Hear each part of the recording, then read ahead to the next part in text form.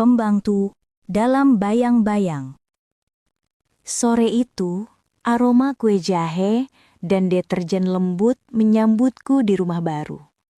Namaku Maya, dan pekerjaan baruku adalah mengisi kekosongan yang paling dicari setiap keluarga di kota besar. Sosok yang bisa diandalkan. Aku tidak hanya membersihkan debu. Aku datang untuk memperbaiki ritme yang hilang. Dan, jujur saja, untuk mencari potongan teka-teki diriku sendiri.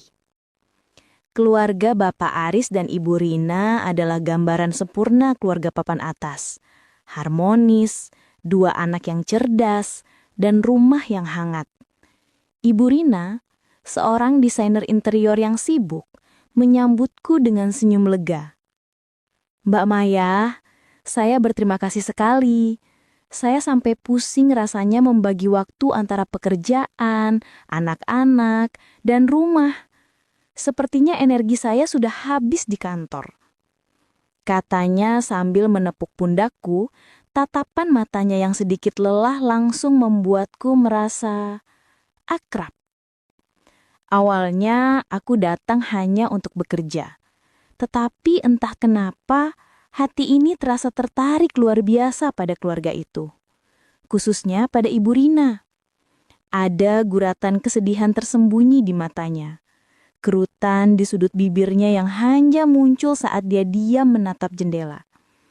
Rasanya seperti melihat versi diriku yang sudah dewasa yang berhasil melewati badai, pikirku saat itu. Dalam waktu singkat, aku menjelma menjadi bayangan yang tak tergantikan. Aku memasak makanan kesukaan anak-anak, terutama nasi goreng kampung dengan irisan bakso dan telur mata sapi yang goyang, dan membantu mereka mengerjakan PR matematika yang rumit. Anak-anak memanggilku Tante Maya, dan berlarian memeluk kakiku setiap kali aku selesai menyetrika kemeja Bapak Aris. Ibu Rina, dia merasa bebannya terangkat. Dia sering membelikanku kopi mahal dari kedai langganannya dan kami bisa duduk sebentar di teras, membahas resep masakan atau sekedar gosip ringan artis di televisi. Mbak Maya ini seperti tahu apa yang saya butuhkan sebelum saya memintanya. Pernah dia ucapkan, membuat hatiku sedikit menghangat, sedikit sakit. Tetapi, di balik kesempurnaan ini, ada satu hal yang mengganjal. Satu nada sumbang dalam simfoni keluarga yang indah. Sejak aku datang, perlahan-lahan Bapak Aris mulai berubah. Awalnya hanya hal kecil. Beliau yang biasanya pulang tepat waktu untuk makan malam, kini sering memberi kabar lewat pesan singkat. Saya ada pertemuan penting, makan duluan saja. Lalu interaksi kami mulai berkurang. Jika dulu beliau akan menyapaku ramah, kini Bapak Aris lebih sering berjalan melewatinya dengan tatapan datar, sibuk dengan pikirannya sendiri. Dia tidak lagi membiarkan ponselnya terletak di meja ruang tengah. Ponsel itu sekarang adalah pusaka yang dijaga ketat, selalu di saku celana atau terkunci di tas kerja. Ingat satu malam, aku sedang menyusun piring di dapur ketika ku dengar perdebatan samar dari kamar tidur utama. Itu bukan pertengkaran besar, tapi suaranya berat, bernada kecewa. Keesokan harinya, mata Ibu Rina tampak lebih merah dari biasanya. Tetapi dia menutupinya dengan tawa renyah saat berbicara dengan anak-anak. Mungkin hanya tekanan kerja biasa, kataku pada diriku sendiri, mencoba menepis rasa aneh. Namun, perasaan itu semakin kuat. Setiap kali aku berpapasan dengan Bapak Aris, tatapannya bukan lagi tatapan majikan kepada pekerja, melainkan tatapan seorang penjaga rahasia. Ada sesuatu yang dia sembunyikan dan entah kenapa, firasatku mengatakan ini ada hubungannya denganku. Tentu saja, aku bukan detektif, hanya pembantu rumah tangga. Tetapi seperti kata pepatah lama, jika ingin tahu rahasia sebuah rumah, tanyalah pada dapurnya. Karena di sanalah semua emosi diaduk. Aku mulai mengamati lebih dekat. Aku memperhatikan bagaimana Ibu Rina mulai menyelinap ke ruang kerja Bapak Aris saat dia mandi, memegang ponselnya dengan tatapan penuh kebimbangan. Aku melihat bagaimana Bapak Aris kadang menatapku lama, seolah ingin mengatakan sesuatu namun bibirnya terkunci rapat. Aku datang ke rumah ini dengan sebuah tujuan tersembunyi. Jauh di balik mencari nafkah, ada cerita masa lalu yang kubawa. Sebuah petunjuk samar yang membawaku mencari jejak keluarga kandungku yang tak pernah kutemui. Sebuah lonyen kecil bergambar kunci tua yang selalu kugantungkan. Aku hanya punya nama, Rina. Dan disinilah aku, tinggal dengan seorang wanita bernama Rina yang semakin mirip dengan foto lama di lonjenku. Pertanyaannya kini bukan lagi, apakah ada rahasia di rumah ini? Tetapi, apakah aku bagian dari rahasia itu? Saat pintu itu terbuka, entah aku akan menemukan rumah atau justru jurang yang menelan segalanya. Dan aku, si bayangan ramah yang sangat dicintai anak-anak, memutuskan untuk tidak mundur. Aku harus tahu. Hawa di rumah itu berubah, seolah AC rumah disetel ke suhu paling dingin, meski cuaca di luar sedang terik-teriknya. Keharmonisan yang kurasakan di awal perlahan luntur, digantikan oleh kecurigaan yang tebal seperti kabut pagi di pegunungan. Aku tidak bisa lagi berpura-pura tidak melihat keretakan itu. Ketegangan antara Ibu Lina dan Bapak Aris semakin nyata. Sekarang, mereka jarang berbicara di meja makan. Hanya suara piring beradu dan desahan nafas anak-anak yang polos. Ibu Rina sering melamun saat menyetir, dan Bapak Aris makin sering melirik jam tangannya. Seolah ada tempat lain yang jauh lebih penting dari rumah. Namun, yang paling mengusikku adalah ketika kecurigaan itu mulai mengarah kepadaku. Awalnya, Ibu Rina bersikap hangat. Tapi belakangan, dia mulai mengajukan pertanyaan aneh saat kami bekerja di dapur. Mbak Maya, maaf ya, kalau saya bertanya. Mbak Maya asalnya dari mana persisnya? Dari Jawa Tengah, Bu. Kota kecil di dekat gunung. Jawabku tenang, sambil mencuci sayuran. Oh, dekat gunung ya. Mbak Maya lama di kota besar. Maksud saya, sebelum ke sini, pernah kerja di mana? Tanyanya lagi, kali ini nadanya sedikit memaksa. Aku tahu, dia sedang mencoba menarik benang merah. Aku menjawab dengan detail pekerjaan terakhirku di Surabaya. Tapi di matanya, aku bisa menangkap kilatan keraguan bukan pada kejujuranku sebagai pekerja, melainkan keraguan pada diriku sebagai seseorang. Ada satu momen yang takkan kulupakan, yang membuat hatiku mencelos. Suatu siang, aku sedang membersihkan ruang kerja Bapak Aris. Ponselnya, yang biasanya disembunyikan, tergeletak di meja, terkunci. Aku tak berniat mengintip, sungguh. Tapi, tiba-tiba sebuah notifikasi pesan masuk dan layarnya menyala. Pesan dari sebuah nomor tak dikenal, hanya berupa 2 kata, sudah aman.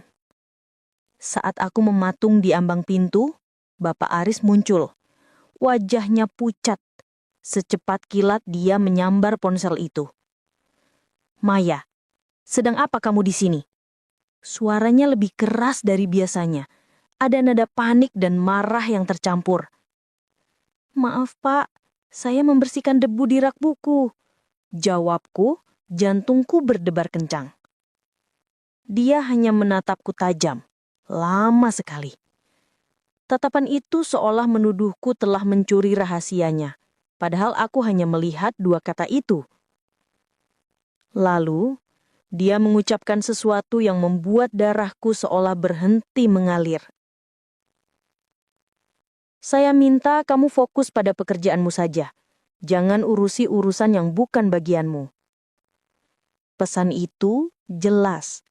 Bapak Aris bukan hanya menyembunyikan sesuatu dari istrinya, tetapi dia juga menyembunyikannya dariku. Atau mungkin menyembunyikannya tentangku. Sejak kejadian itu, Bapak Aris menjadi semakin dingin. Dia mulai membatasi interaksiku dengan Ibu Rina, sering mengurus pembayaran gajiku sendiri alih-alih menyerahkannya pada Ibu Rina. Ada rasa tercekik yang menyelimuti rumah itu. Ibu Rina, yang hatinya mulai diliputi kecurigaan, kini mulai mentargetkan bayangan yang sebelumnya ia puji. Baginya, kini aku adalah variabel asing, dan sebagai perempuan, dia tahu instingnya jarang meleset. Kecurigaan istri pada suami yang berubah sikap itu punya rumus sederhana. Pasti ada orang ketiga, dan di rumah itu hanya ada satu orang perempuan asing lain selain dirinya. Suatu malam, Ibu Rina mendatangiku di kamar pembantu. Dia membawa selembar foto lama. Itu foto hitam putih, buram, tampak seperti diambil puluhan tahun lalu. "Mbak Maya," katanya pelan. Tangannya gemetar. "Tolong lihat foto ini baik-baik. Apa Mbak Maya pernah melihat wanita ini?" Aku lihat foto itu. Sosok wanita muda, senyumnya sama persis dengan senyum Ibu Rina saat sedang bahagia. Tapi di sebelahnya, ada seorang gadis kecil. Wajahnya sangat buram, hampir tak terlihat. Jantungku terasa diremas. Itu foto ibuku, dan gadis kecil itu ada pemiripan yang menyakitkan dengan diriku. Aku menggeleng, berusaha menenangkan nafas yang tersenggal. "Tidak, Bu, saya tidak tahu siapa mereka." Ibu Rina menghela nafas panjang. Ini foto adik kandung saya yang hilang puluhan tahun lalu. Orang tua saya bilang dia meninggal. Tapi entah kenapa, sejak kamu datang, rasanya seperti ada yang kembali. Tatapan matamu, caramu memeluk anak-anak. Dia tidak melanjutkan. Aku hanya diam, menahan diri untuk tidak mengeluarkan liontin kunci tua dari balik bajuku. Aku telah menemukan jejaknya, lebih cepat dari yang kuduga. Tetapi, mengungkapkannya sekarang, di tengah kecurigaan dan rahasia yang mengambang, terasa seperti bom waktu. Aku harus menemukan kebenaran di balik perubahan sikap Bapak Aris. Apakah dia tahu siapa aku? Apakah dia sengaja membatasi jarak antara aku dan Ibu Rina? Aku memilih untuk diam, untuk sementara waktu menjadi bayangan yang sesungguhnya. Tetapi, setiap kali Bapak Aris memandangku dengan wajah tegang dan setiap kali Ibu Rina menatapku penuh kecurigaan, aku tahu permainan petak umpet ini akan segera berakhir dengan sangat menyakitkan. Pencurigaan itu seperti asap tebal, perlahan tapi pasti menyesakkan seluruh ruangan. Tekanan yang kurasakan di rumah itu sudah tak tertahankan. Bapak Aris dan Ibu Rina sekarang nyaris tak bertegur sapa.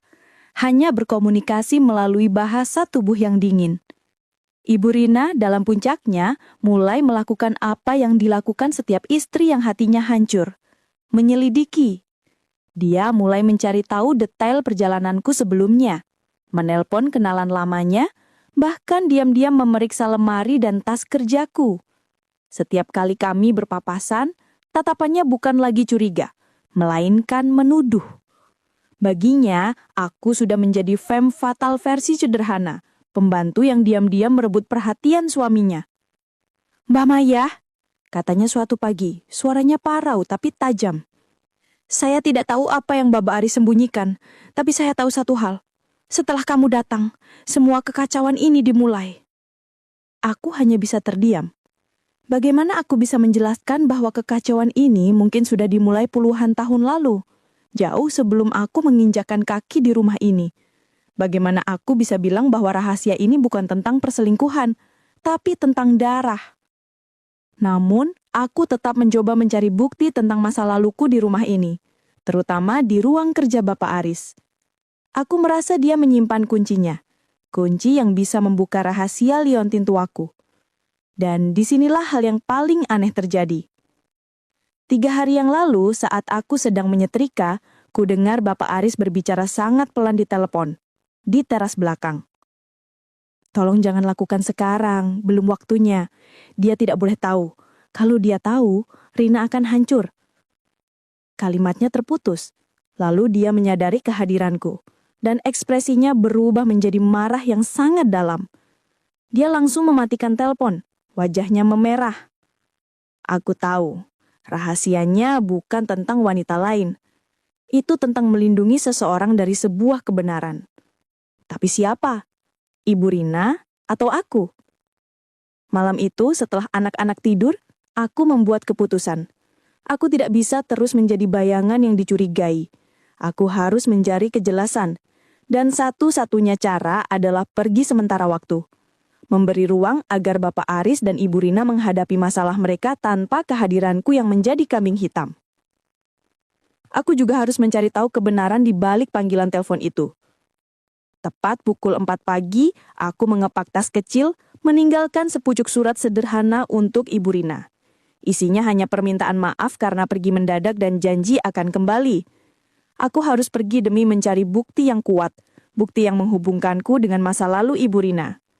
Itu adalah langkah terberat yang pernah kuambil. Meninggalkan tempat yang baru kusadari telah memberiku perasaan rumah yang hilang. Pagi itu, rumah penuh guncangan. Ibu Rina bangun dan menemukan kamarku kosong. Dia menemukan suratku. Tapi alih-alih merasa lega karena ancaman sudah pergi, hatinya justru diliputi kemarahan yang membakar dan rasa bersalah yang menggerogoti. Saat Bapak Aris turun, suasana rumah itu pecah. Dia pergi, Mas, pembantu itu, Maya, dia menghilang. Seru Ibu Rina, tangannya gemetar. Aku tahu, ini semua karena kecurigaanku. Aku terus menuduhnya, dan sekarang dia pergi. Bapak Aris berhenti di tengah tangga. Dia menatap Ibu Rina bukan dengan amarah biasa, tapi dengan kekecewaan yang luar biasa, seolah melihat kegagalan terbesar dalam hidupnya. Kamu benar, Rina. Dia pergi, dan itu semua memang salahmu. Ibu Rina tersentak mundur. Apa maksudmu? Apa yang kamu sembunyikan dariku selama ini, Mas? Siapa wanita itu? Bapak Aris berjalan mendekat. Tatapan matanya penuh luka dan penyesalan. Dia berdiri tepat di depan Ibu Rina, menjatuhkan tas kerjanya ke lantai. Kamu sudah tidak sadar, Rina? Kamu tidak pernah berubah sejak dulu. Kamu selalu menyalahkan orang lain atas kehilanganmu. Kamu tidak tahu siapa Maya sebenarnya, dan kamu menghancurkan kesempatan yang sudah kubuat untukmu. Kesempatan apa? Aku tidak mengerti. Bapak Aris menghela napas, panjang dan berat, seolah menanggung beban dunia. Dia menunjuk ke arah dinding depan, ke tempat Maya berdiri setiap pagi. Dia adalah Maya, adikmu Rina. Anak yang hilang puluhan tahun lalu, yang kamu tuduh telah direbut darimu, yang selalu kamu tangisi di malam hari. Dia kembali, dan kamu mengusirnya dengan prasangkamu sendiri. Lampu rumah terasa meredup. Suara detak jantung Ibu Rina menjadi satu-satunya suara di ruangan itu. Kebenaran pahit itu menghantamnya bukan seperti tamparan, tapi seperti longsoran salju yang mengubur semua keyakinan dan kehidupannya. Suaminya tahu. Selama ini suaminya tahu, dan dia tidak mengatakan apa-apa. Di ruang tengah itu, setelah Bapak Aris menjatuhkan kebenaran tentang Maya, Ibu Rina tidak berteriak. Dia hanya tersungkur di sofa, tatapannya kosong, seperti melihat hantu masa lalu yang ia yakini telah ia kubur. Adikku? Bisiknya, suaranya nyaris hilang. Bagaimana kamu tahu, Mas? Bapak Aris duduk di hadapannya. Kelelahan terpancar dari setiap tarikan nafasnya. Aku tahu sejak dia melamar Rina, 3 bulan lalu. Aku melihat namanya, aku melihat fotonya, dan saat dia datang, aku melihat matamu padanya. Kini giliran Ibu Rina yang bingung. Lalu, kenapa kamu diam saja? Kenapa kamu membiarkan aku mencurigainya? Kenapa kamu membiarkan dia pergi? Disinilah terungkap pahitnya pengkhianatan dan dalamnya luka masa lalu. Bapak Aris menatap istrinya, matanya berkaca-kaca. Aku diam karena aku menyalahkanmu, Rina. Kamu ingat puluhan tahun lalu saat adikmu hilang? Kamu terlalu fokus pada karirmu. Kamu terlalu sibuk membuktikan diri di kota, sampai kamu mengabaikannya. Saat itu, orang tuamu memilih menutupinya dengan kebohongan meninggal. Aku melihat Maya datang ke rumah ini dengan niat baik, membawa kembali kesempatan untukmu. Tapi kamu sibuk dengan prasangka, sibuk dengan kecurigaan bahwa aku selingkuh, sibuk menuduh orang tak bersalah. Aku ingin kamu merasakan betapa sakitnya kehilangan seseorang yang sudah di depan mata karena keegoisan dan ketidakpercayaanmu. Aku ingin kamu menyadari kesalahanmu sendiri tanpa aku harus memberimu jawaban. Astaga, sahabat teras berkisah, ternyata yang selama ini dicari Ibu Rina bukanlah perselingkuhan, melainkan pengkhianatan yang jauh lebih dalam. Pengkhianatan terhadap kebenaran dan pengkhianatan terhadap dirinya sendiri. Rasa sakit itu menembus Ibu Rina, bukan lagi rasa sakit karena dikhianati suami, melainkan rasa sakit karena dikhianati oleh ingatannya sendiri, oleh keputusannya sendiri. Dia kehilangan adiknya 2 kali.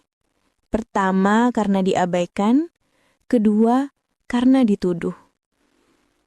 Aku sudah menghancurkan segalanya.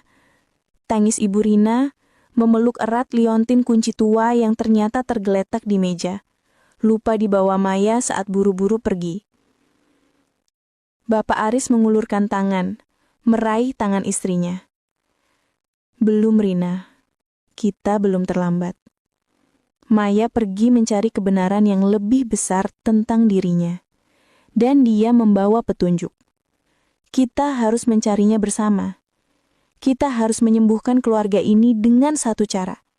Mengungkapkan semua kebenaran, sesakit apapun itu. Terima kasih sudah mendengarkan sampai akhir. Semoga kisah pembantu dalam bayang-bayang ini menemani malam Anda. Semoga Anda selalu diingatkan bahwa kebenaran, meskipun menyakitkan, selalu menjadi fondasi terkuat untuk cinta dan penyembuhan. Jangan lupa tinggalkan jejak dengan tombol suka atau komentar di bawah, supaya saya tahu Anda hadir dan kita bisa terus berjalan bersama di cerita-cerita berikutnya. Sampai jumpa!